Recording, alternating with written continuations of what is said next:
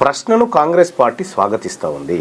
అది నిర్దిష్టమైనటువంటి రూపంలో, అది సలహా రూపంలోకి మార్చి చెప్పినా లేకపోతే ఇంకో రూపంలోకి చెప్పినా కూడా గౌరవ ముఖ్యమంత్రి రేవంత్ రెడ్డి గారు స్వీకరించడానికి సిద్ధంగా ఉన్నారు. కాబట్టి నా ప్రశ్నలో వాడి వేడి ఏది తగ్గదు, అవన్నీ ప్రజా ప్రయోజనార్థం రాష్ట్ర ప్రభుత్వానికి సూచనలు కోసం. మీరు ఒక 20-25 ఏళ్ల నుంచి జర్నలిస్ట్గా ఉన్నారు.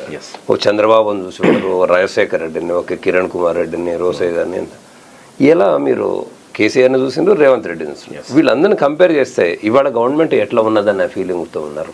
అంటే డెఫినెట్గా ఒక మాట ఏం చెప్పాలంటే, అనేక ప్రభుత్వాలు, చంద్రబాబు నాయుడు ప్రభుత్వం దగ్గర నుంచి గతంలో ఉమ్మడి ఆంధ్రప్రదేశ్లో, ఆ తర్వాత రాజశేఖర్ రెడ్డి గారు కానీ, ఆ తర్వాత వచ్చినటువంటి రోషయ్య గారు కానీ, కిరణ్ కుమార్ రెడ్డి గారు కానీ, కేసీఆర్ కానీ, ప్రస్తుతం ఉన్నటువంటి రేవంత్ రెడ్డి గారు కానీ, ఎక్కువ మొత్తంలో కాంగ్రెస్ పార్టీ ఆలోచన విధానాలు జాతీయ అంశాలతో ముడిపడి ఉంటాయి, జాతీయ ప్రయోజనాలతో ముడిపడి ఉంటాయి.